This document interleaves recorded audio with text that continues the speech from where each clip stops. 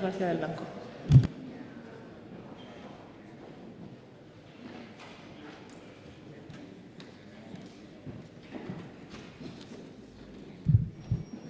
Buenas tardes, señorías. Ante este nutrido hemiciclo voy a hacer voy a comenzar mi interpelación sobre radio, televisión pública, sobre RTVE. Y quiero comenzar con la frase de un gran pensador que creo que resume muy bien la situación de Radio Televisión Española. Es una frase que dice: bienvenidos al crustáceo crujiente donde el reloj de la evolución camina hacia atrás. Y yo creo que esto es lo que pasa con Radio Televisión Española, que el reloj de la evolución está caminando hacia atrás, o incluso se podría transformar la frase en bienvenidos a la España del PP, donde el reloj de la evolución camina hacia atrás. En primer lugar, quiero decirles que les voy a dar una buena noticia, y es que voy a situar el debate en los términos en los que a ustedes les suele gustar, en los que se sienten más cómodos, que es en la herencia recibida. Vamos a hablar sobre la herencia recibida, señor ministro, en cuanto a Radio Televisión Española. En primer lugar, ustedes recibieron una radio televisión pública saneada, enjuagados 7.500 millones de euros que se habían conformado durante la etapa del primer gobierno del Partido Popular, al que el ministro aquí presente pertenecía. 7.500 millones. Además, recibieron una radio televisión pública con una ley de financiación propia que pasó por las cámaras, pasó tanto por el Congreso como por el Senado. Recibieron asimismo una corporación pública con una ley propia, con un mandato marco que también pasó por la aprobación de las Cortes Generales, que aseguraban el cumplimiento de la corporación en cuanto a los principios de servicio público. De hecho, había una encomienda de gestión específica. Recibieron también, en cuanto a otras cuestiones más importantes todavía, una radio televisión pública prestigiada, con independencia, desgubernamentalizada. Así lo garantizaba incluso el sistema de elección, y lo hacían porque eso era además una percepción por parte de todos los agentes, tanto los del exterior, organismos internacionales, asociaciones de periodismo, asociaciones de prensa internacionales, y buena cuenta de ello da que hasta hace muy poco tiempo Radio Televisión seguía recibiendo premios por su independencia y por su calidad con respecto a la etapa inmediatamente anterior. Pero decía que estaba prestigiada fuera, pero mucho más importante, estaba prestigiada dentro, estaba prestigiada donde importaba, ante los ciudadanos y las ciudadanas españolas. Y de eso da buena cuenta también las audiencias crecientes que, sobre todo, a partir del cambio de modelo de gestión de Radio Televisión Española, recibieron tanto la televisión pública como la radio nacional.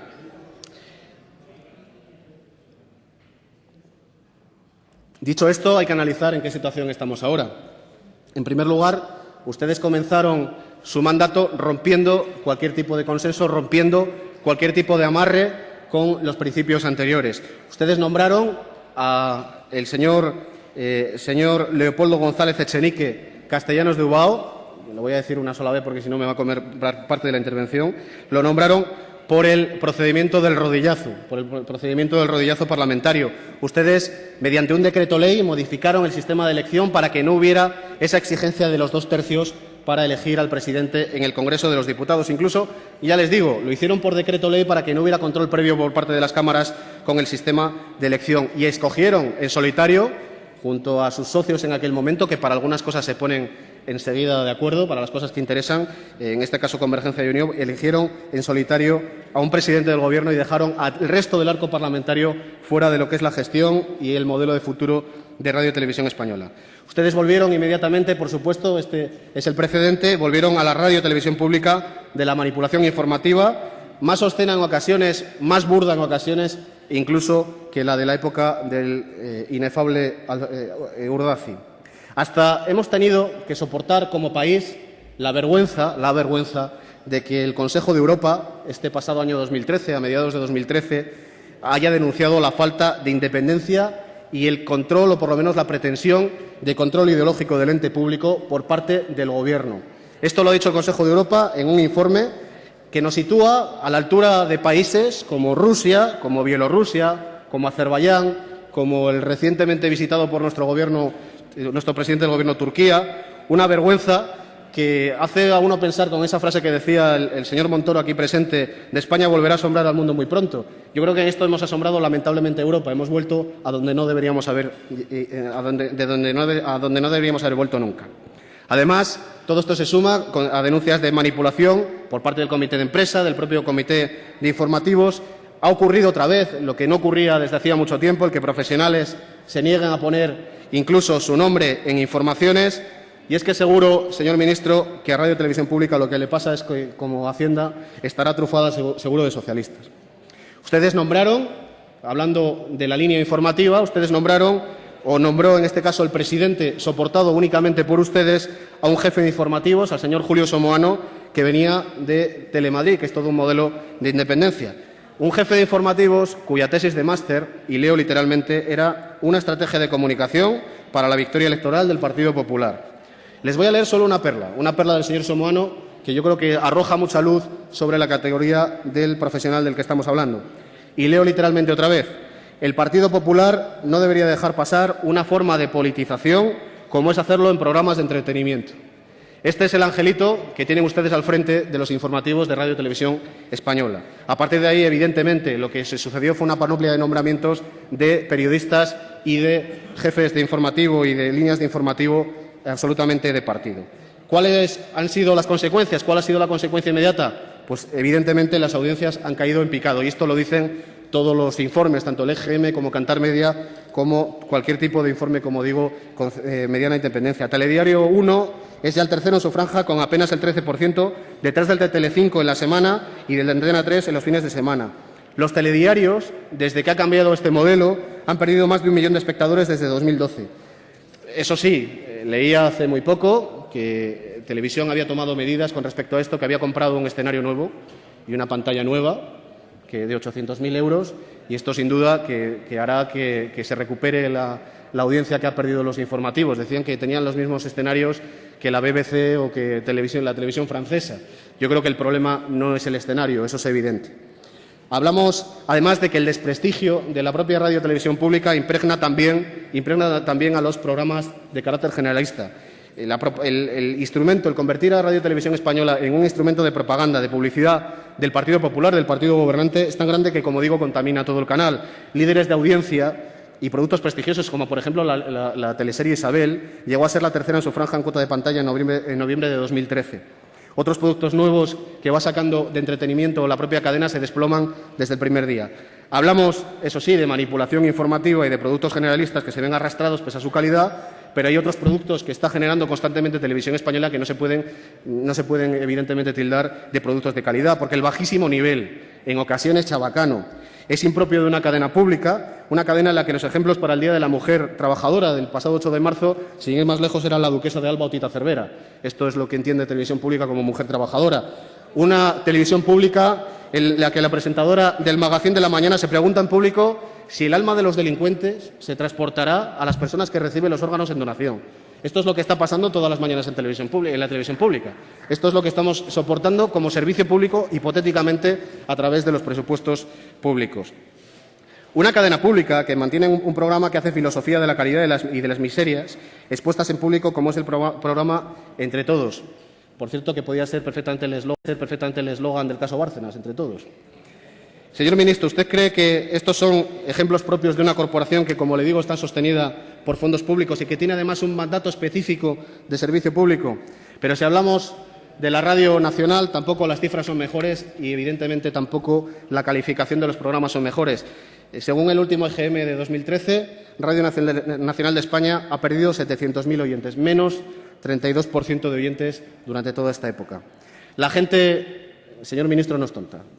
Pasa como los mercados. La gente no es tonta. La gente quiere informarse y no ver el nodo. Y cuando no hay audiencia, evidentemente, no hay ni puede haber pretensión de servicio público. Simplemente la gente se está alejando de las cadenas públicas y dejan de tener ningún tipo de funcionalidad. Ponen además, que esto es importante porque además de la línea informativa, de la línea de calidad, ponen además en peligro y están poniendo en peligro la sostenibilidad económica de Radio Televisión Española. Y es que ustedes han recortado 250 millones, más de 250 millones de euros en 2 años y han generado una gran incertidumbre sobre el futuro y una gran inestabilidad incluso sobre el futuro de las plantillas, pese a que hace poco se ha firmado el convenio colectivo, incluso pese a esa situación. Están creando un déficit anual que ya es de carácter estructural, puesto que se ha consolidado la cifra año tras año, de 113 millones de euros por ejercicio presupuestario. Por cierto, que la previsión de 2014 es similar. Volvemos a ese déficit desenfrenado. Estos campeones que son ustedes de la austeridad, estos campeones de la buena gestión, han vuelto a traer el déficit a la televisión y a la radio públicas. Es obvio, y creo que eso no escapa a nadie, y sería absurdo que no hiciéramos ese análisis, es obvio que la coyuntura económica tenía que crear problemas de financiación, eso es lógico, pero no se trata de acabar con un servicio público porque haya esos problemas, sino de plantear, evidentemente, un modelo que pueda garantizarlo. Buscar nuevas fórmulas de financiación de la misma manera que tenían que haberse buscado nuevas fórmulas de sostenimiento del estado de bienestar cuando ya no han venido las vacas, cuando se han marchado las vacas gordas. Quiero, eso sí, hacer una especial mención a una de las partes que entiendo que están más olvidadas siempre en el debate de Radio y Televisión Española, que es hacia los servicios territoriales, sobre los servicios territoriales de Radio y Televisión Española, donde en muchos casos se ha repetido el esquema de canal de partido que impera en lo general. Y quiero centrarme también, y estos sí que son los grandísimos olvidados de la gestión de Radio y Televisión Española, en las emisoras y centros locales de la Radio Televisión Pública, que han sufrido, es verdad, una reconversión en este tiempo, que han hecho esos centros mucho más dúctiles, mucho más sostenibles económicamente, mucho más versátiles, pero lo que no tiene sentido, y yo creo que no deberíamos dejar pasar esta situación, es que tengamos centros bien equipados, con buenos profesionales, que cumplen jornadas laborales completas y que luego su participación en los programas de información sea de apenas 20 minutos en la franja de mañana, como le ocurre a los profesionales de los centros provinciales y locales de Radio Nacional. Desde luego que la situación está tal y como para que, si a alguien se le ocurre, se le pasa por la cabeza que se puede prescindir de estos programas, desde luego que lo tendría bien fácil. De estos servicios lo tendría bien fácil, porque solo habría que cumplir con 20 minutos en la programación de mañana de la Radio Nacional. Creo que también, si hablamos de servicio público y de transmisión de servicio público en las provincias y en las localidades, también es importante que se garantice esta participación en la gestión y en la gestión de la información de Radio Nacional de España y de la televisión pública. El modelo de Radio Televisión Pública, en suma, en definitiva, señorías, tiene que estar en las antípodas de la deriva actual que tiene Radio Televisión Española, que es una deriva muy parecida a la que han sufrido otras cadenas públicas gestionadas por el Partido Popular en las comunidades autónomas. La deriva de Telemadrid, o aún peor, que termine como ha terminado Canal Nou, después de que ustedes lo estrujaran, hasta que no dio más leche de manipulación la vaca de Canal Nou y acabó desapareciendo. Fue un juguete que tuvieron en sus manos y que no pudo dar más. Lo que tenemos es que evitar que la radiotelevisión pública se transforme en esto. Hay que hacer, en definitiva, como digo, señorías, una radiotelevisión pública sostenible, de calidad y, más importante, dar certeza sobre el futuro del ente, sobre incluso la propia continuidad del ente y también dar estabilidad a la propia plantilla, que ya ha sufrido bastantes recortes durante esta época. Muchas gracias. Gracias, señoría.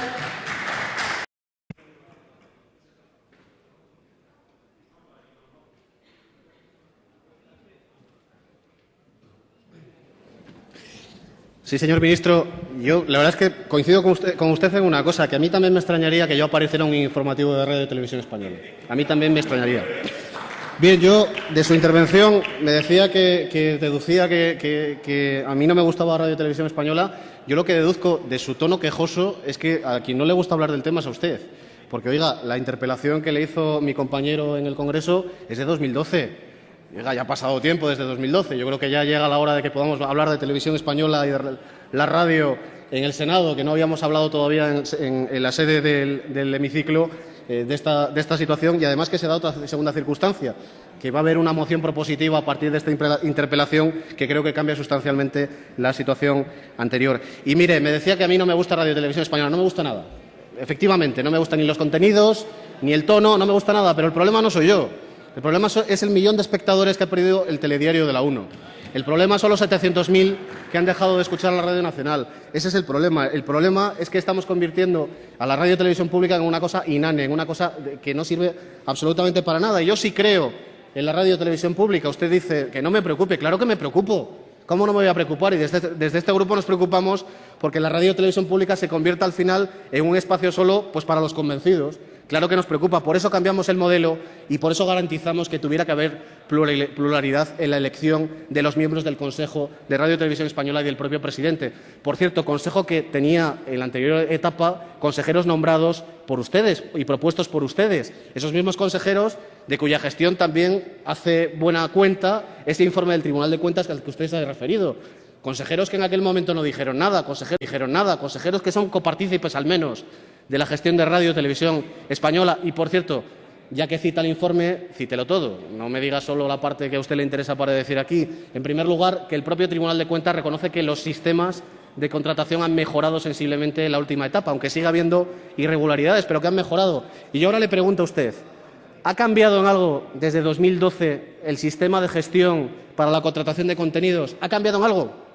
¿Ha cambiado alguna de esas cuestiones habida cuenta de que sabíamos o ahora tenemos la certeza de que había irregularidades? Ya le respondo yo que no ha cambiado absolutamente nada. Luego, si está tan preocupado desde el Gobierno y están tan preocupados desde el Partido Popular con respecto a esa etapa, hombre, cambien algo, hagan alguna proposición en positivo. Y también me llama la atención otra cuestión, y creo que eso sí que es para preocupar, que usted al final mate al mensajero, usted mate al Consejo de Europa, porque al final enmienda la plana al Consejo de Europa. Mire, a mí lo que me da vergüenza como parlamentario español de una democracia avanzada occidental es aparecer en cuanto a un informe que se llama El Estado de la Libertad de Prensa en Europa de 2013, por cierto, después de que le hicieran la interpelación en el Congreso. Yo creo que esto ya solo merecía una interpelación a usted o a cualquier miembro del Gobierno. Digo que me da vergüenza aparecer en un informe de esas características al lado de Turquía, Azerbaiyán, Rusia, Bielorrusia, Moldavia. Oiga, ese no es el lugar que le corresponde a España ni a ningún país como España, y creo que para salir de ahí es para lo que tenemos que trabajar y, sobre todo, no desandar lo andado, que ese es el verdadero problema de lo que ha ocurrido hasta ahora. Mire, me decía que si voy a hacer o si este grupo va a hacer alguna propuesta, pues mire, le voy a decir que sí. Y además vamos a presentar una moción en ese sentido. En primer lugar, una propuesta muy clara, y esa es su responsabilidad. Como miembro del Gobierno, su responsabilidad, el que se apruebe, el que se negocie por fin el contrato programa al que el mandato marco y la propia Ley 17/2006 obliga al Gobierno con carácter trianual. Ustedes tienen que firmar este contrato programa para saber con certeza hacia dónde va la radio y televisión pública y a qué nos tenemos que atener para el futuro. Y lo que le voy a pedir y lo que le pide este grupo es que además coparticipe con el resto de grupos parlamentarios en la elaboración de este contrato, que lo traigan después de negociado, que lo traigan a las cámaras. Lo que le pido también es que vuelvan, que recuperen la senda del consenso en Radio y Televisión Española, porque ahora usted ha hecho una serie de valoraciones, yo creo que sin ningún tipo de sostenimiento factual, sobre que no sé qué ministro iba a contar su historia en la televisión pública anterior, cuando lo que ocurre es que aquella televisión tuvo, para la elección de sus dirigentes y de sus organismos de dirección, tuvo que contar necesariamente con ustedes y con una mayoría de 2/3 en el Parlamento. Oiga, eso por lo menos es una garantía de cierta independencia que no se da. Vuelvan a esa senda. En tercer lugar, hablando de la cuestión de las cuentas, por cierto, lo de la publicidad no es ninguna solución. Si fuera solución, ustedes ya hubieran traído eso al Parlamento. Ya hubieran traído, haga usted la propuesta, que usted es el ministro de Hacienda. Además, el ministro que está todos los días hablando y haciendo propuestas, que incluso propone lo que ya está hecho, como ha propuesto hace bien poco, que ya sabemos que usted no tiene remedio, que lo ha dicho usted mismo. Digo que la publicidad no es ninguna propuesta, la recuperación de la publicidad. Lo que yo le pido es que en la sede de la Comisión de Radio y Televisión Pública, donde tenemos participación también los senadores, que es una comisión mixta, se haga al menos un grupo de trabajo que extraiga unas conclusiones y esas conclusiones se trasladen al Gobierno, al menos para buscar una senda en positivo para el sostenimiento de la radio y televisión pública. Señoría, y en último lugar, voy terminando y finalizo con esto, y en último lugar, señor ministro, lo que le pido, sinceramente, le pido y con gran encarecimiento, porque además sé cuál es la labor que están realizando estos profesionales a nivel local y provincial, le pido que se mire un poco más para estos centros territoriales y provinciales y que tengan mucho más espacio en lo que es la programación tanto de radio como de televisiones públicas. En definitiva, señor ministro, y termino con esto ya definitivamente, vuelvan ustedes de verdad a la senda del consenso, porque eso va a ser bueno para la radio y televisión pública, pero también va a ser bueno para el país y hasta para ustedes, aunque no se lo crean. Gracias, señoría.